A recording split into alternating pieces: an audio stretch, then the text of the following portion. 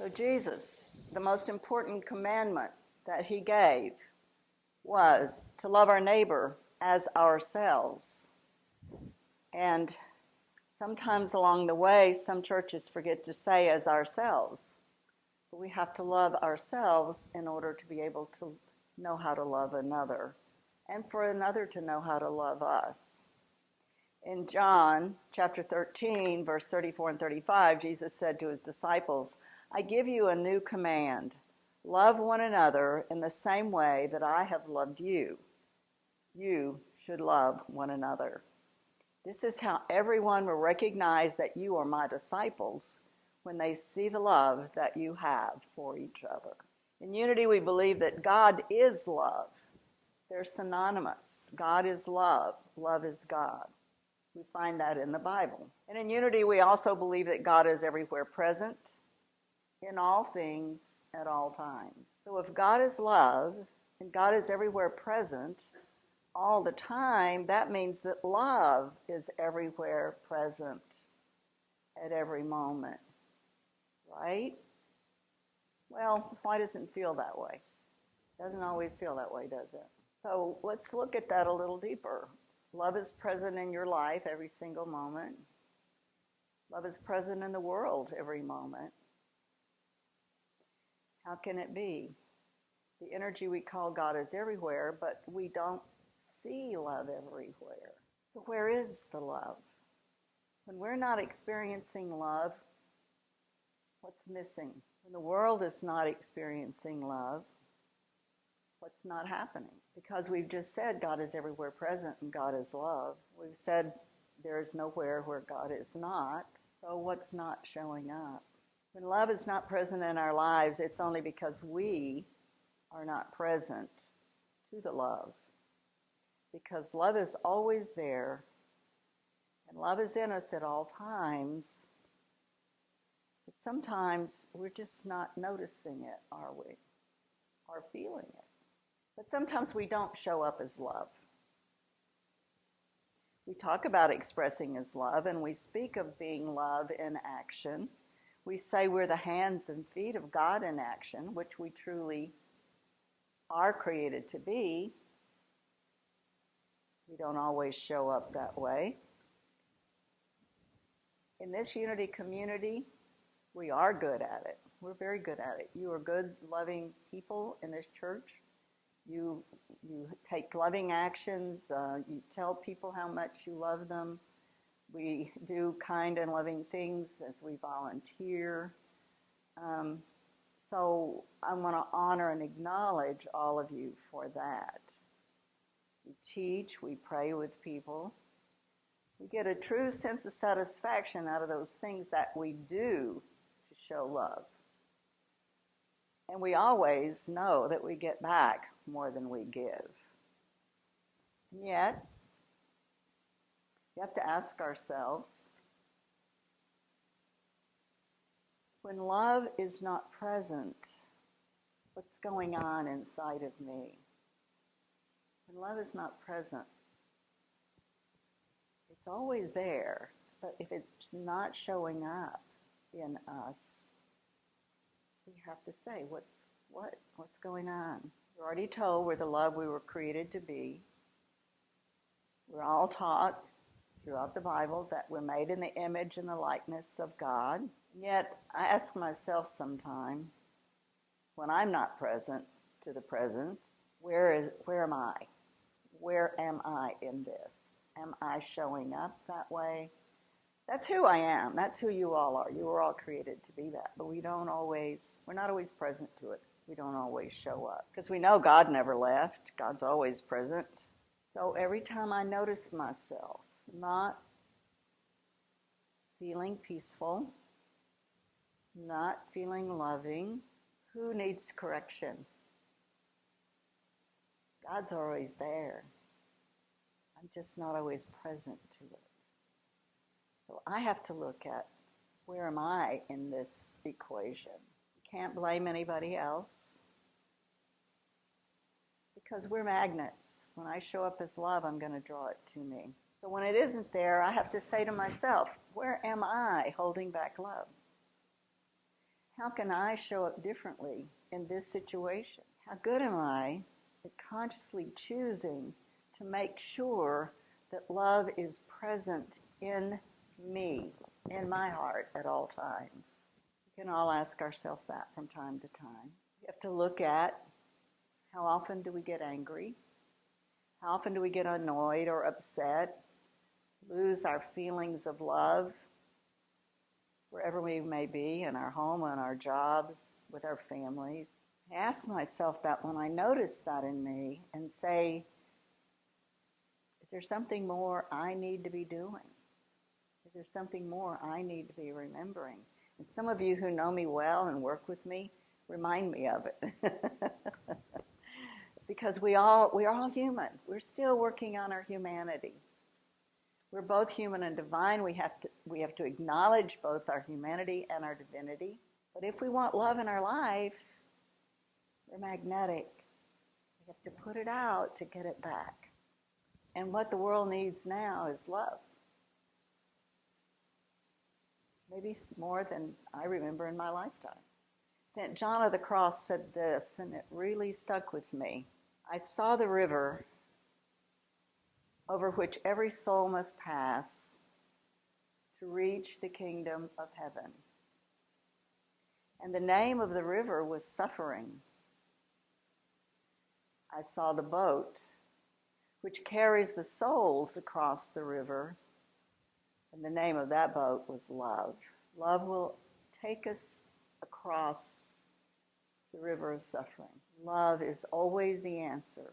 It is always the key. It may not always be the easiest, but it is what gives us back the love, because it's a magnet. For all the things that I see and experience that I don't like, you've heard the old saying, if I point out here, I've got 4 fingers pointing back at me. So I have to look at that. What is going on inside of me? Because I'm the magnet. When we're choosing to be love, and it's a choice we make, and we know that when, you know this too, when you are choosing to be the love, you can do anything and be anything you set your mind to. There's no holes barred. And so when we say be the love, I can do love. You can do love. We can all do love. It's the beingness of it. When we be the love, then that's the key. That's the key. Let's look at the word be in Webster's dictionary. The word be has this meaning. It is my I am. My beingness is my I am. It's who I am. It's the state of existence that I am in. It's to exist as, to be as love. It's more important to be the love than just to do loving things. Loving things are wonderful. But have you ever done something that appeared to be loving and inside you were just not very happy about it? Yeah, we've all done that. So it's not about the doing, it's about who I'm being while I'm doing it. Sometimes the doing of what looks like love is dependent. We do it because it's dependent on the external that we get the gratification from. Being, on the other hand, is an internal endeavor, a state of I am, a state of existence as love, the very essence who I have become.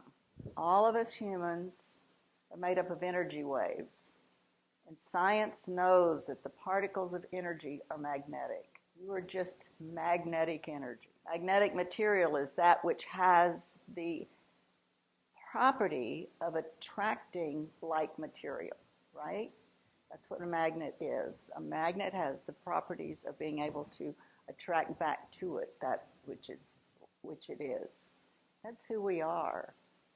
We're back to that quantum field again. So when we do something that we know we should be doing, but our heart isn't in it, we're not being that. We're not attracting that back. We're doing something out of obligation, not because it's the very essence of who we are.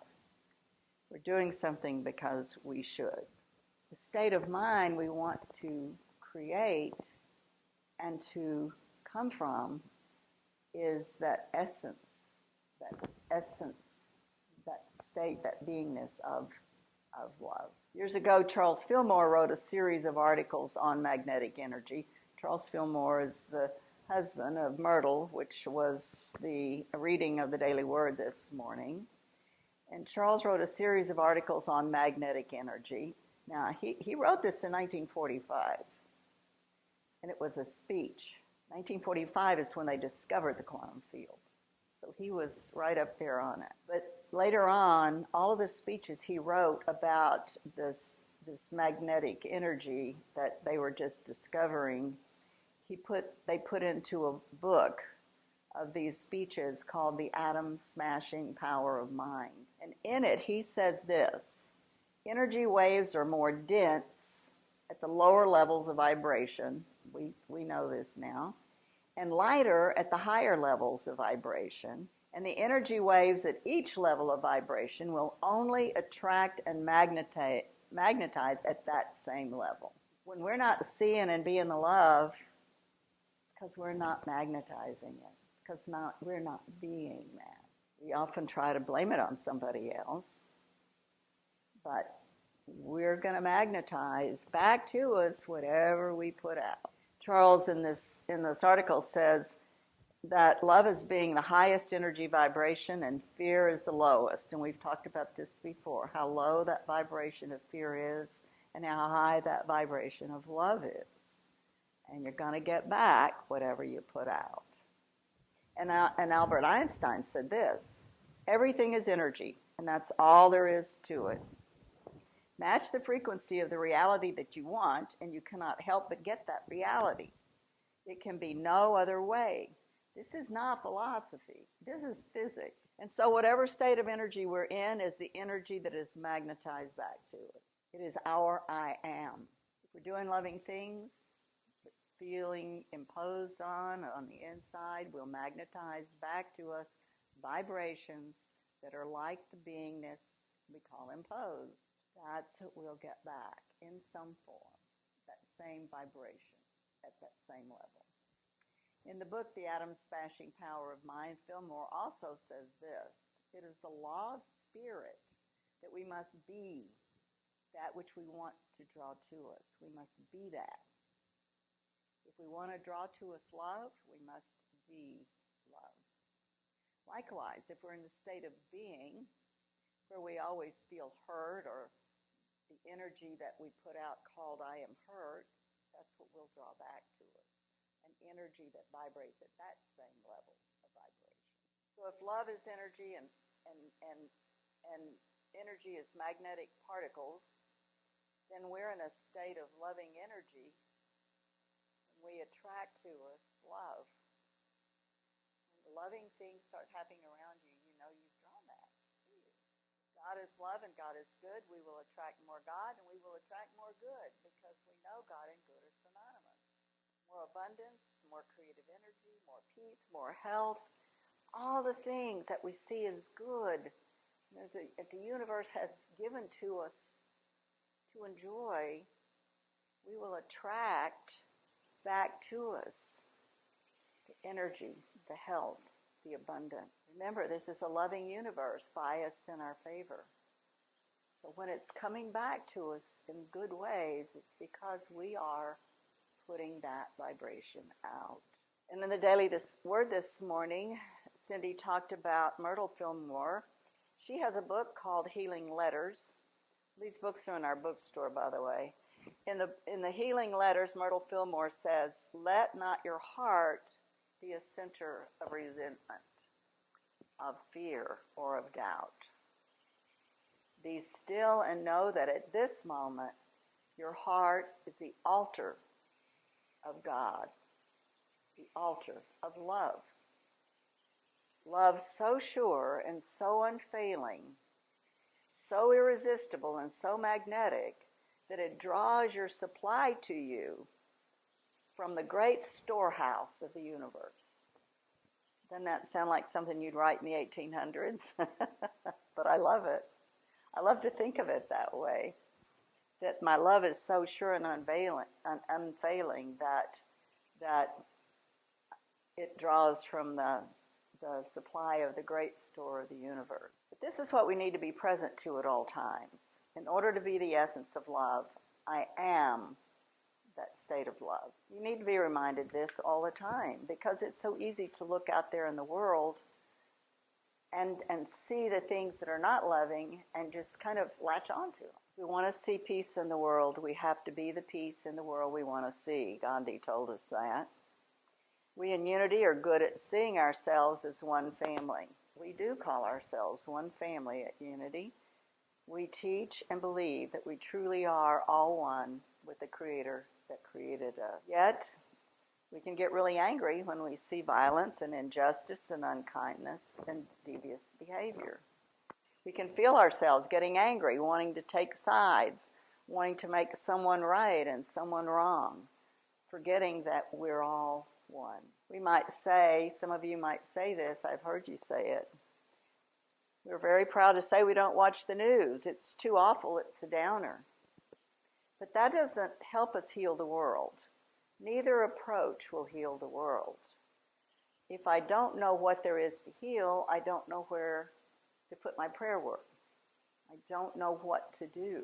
So turning off the TV when the things we don't like are happening, it's not going to help us as that beingness of love to send out the love vibes, to do the prayer.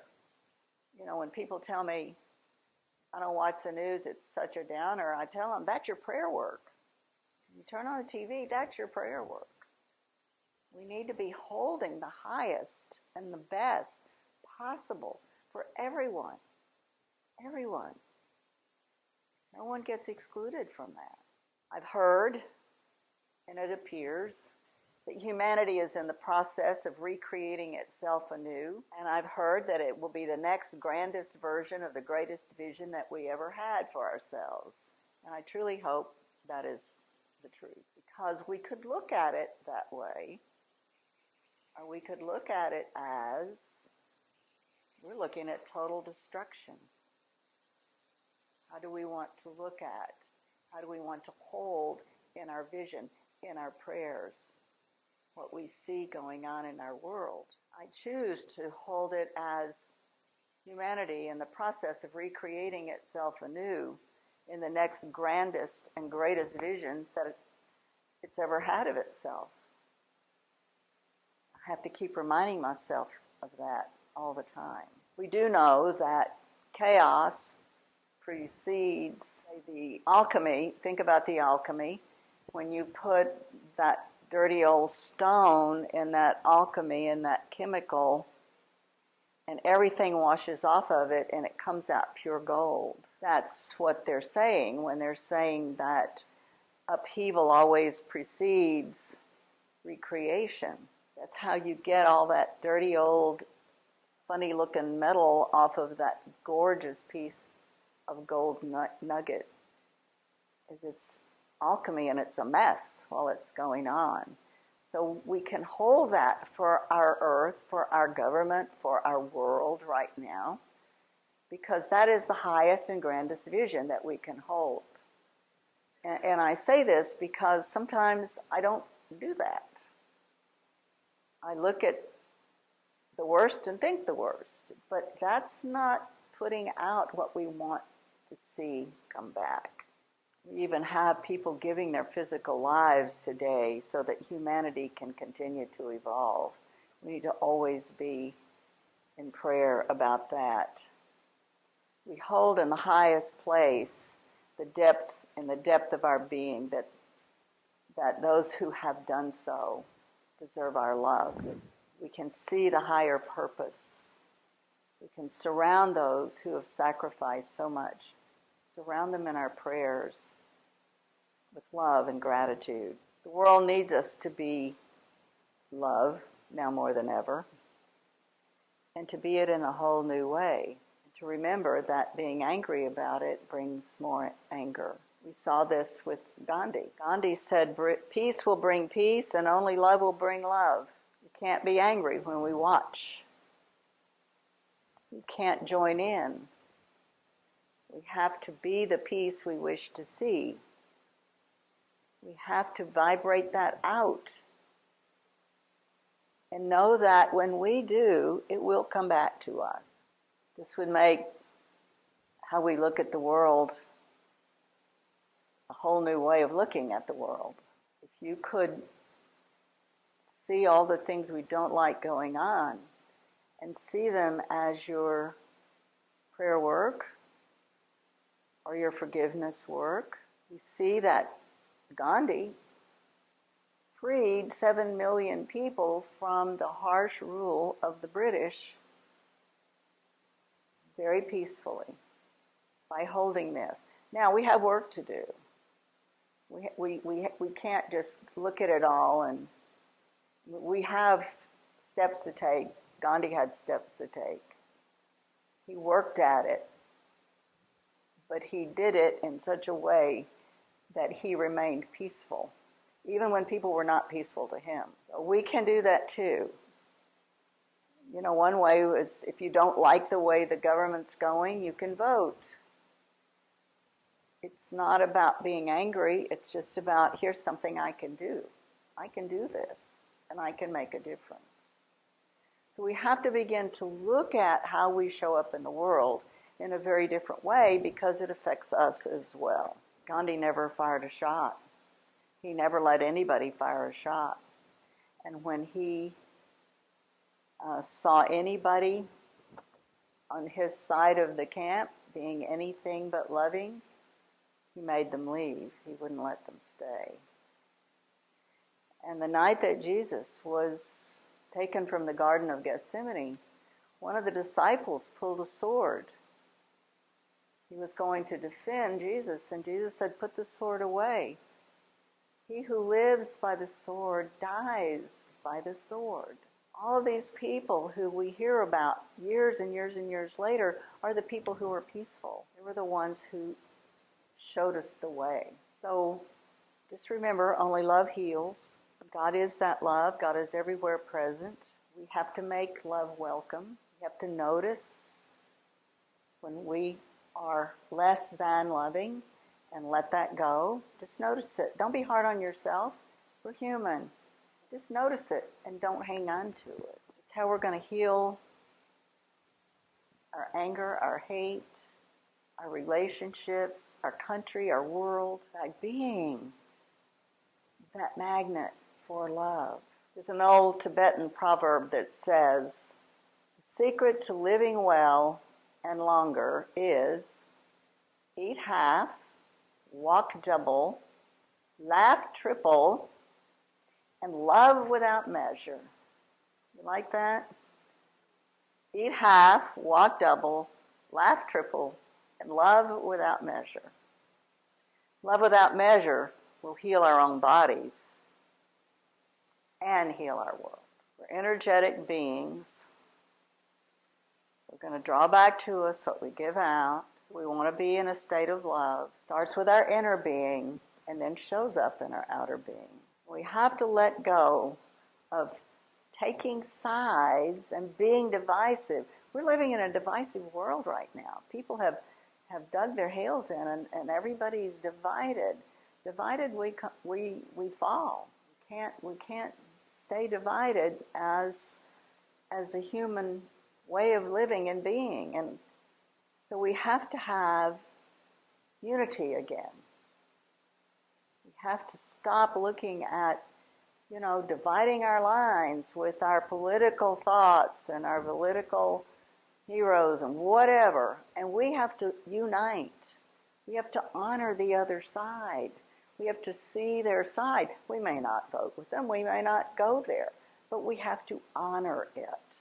We're in the midst of it right now where we can't even have a conversation with somebody who doesn't agree with us. We've got to let that go. We've got to let it go.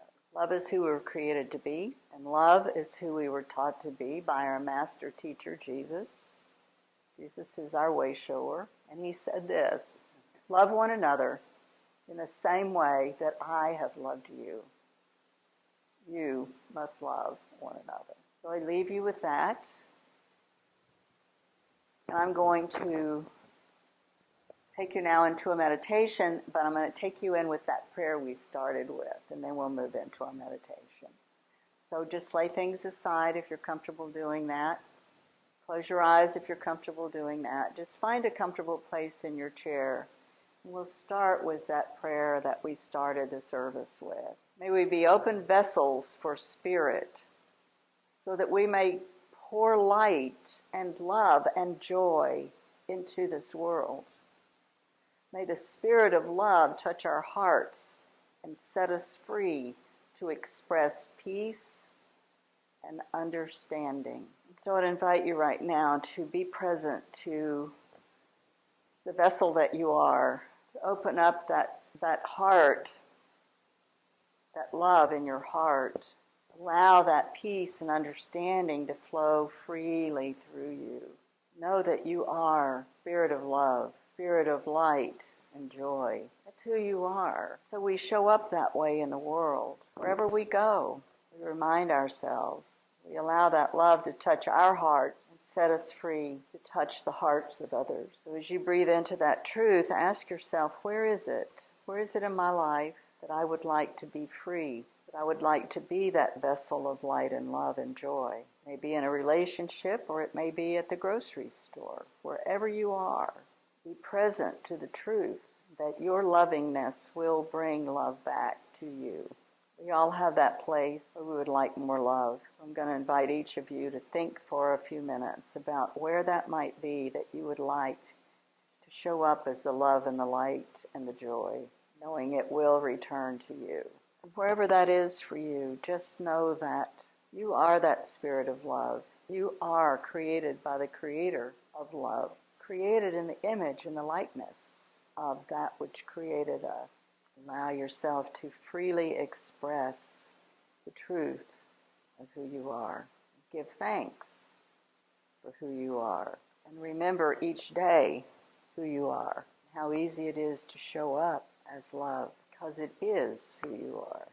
So we acknowledge that as a gift to us, but a gift to give others from us. We always move in gratitude. But we know that gratitude and love are the same energetic vibration. So we say thank you for the heart that we have, for the love that we've been created to be, and for the ability to express it in our world. So it is. Amen.